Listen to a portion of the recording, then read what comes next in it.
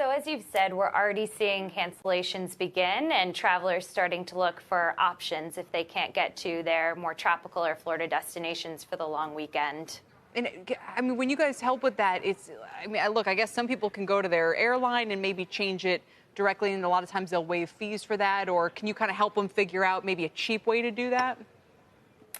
So typically we recommend, if you already have a flight booked, to go to the airline website or even reach out to their customer service to understand what your options are.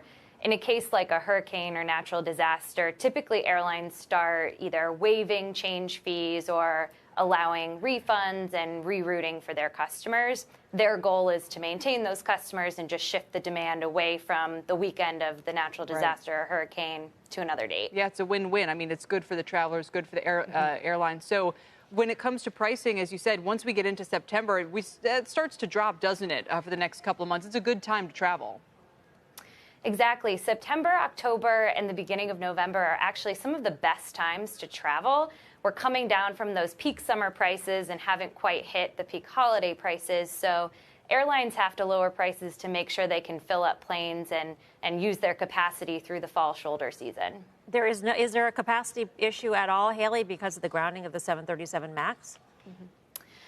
In the fall shoulder season, so that period from September to November, we're not expecting a huge capacity issue, in part because capacity is still growing in 2019 compared to last year. Where we're likely to see potential supply problems is during the busy holiday season.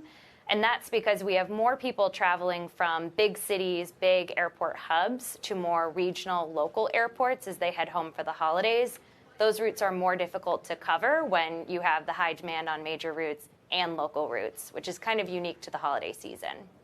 How does it work, Hayley, that you guys are able to figure out, constantly when the best time is to book these flights? Mm-hmm. So at Hopper, we use an incredible amount of data going back more than 5 years to be constantly tracking historical and current prices for every origin, destination, departure, return pair that people are searching for. So we use that historical demand and price data to forecast what we think the best deal price will be for our users, and then we send them a notification when that price is available. What if you're wrong? You're going to pay me the difference? So about 95% of the time, we are right, or we at least do no harm. So our goal is always to be improving our forecast accuracy and ensuring that travelers are at least doing no harm when they use us.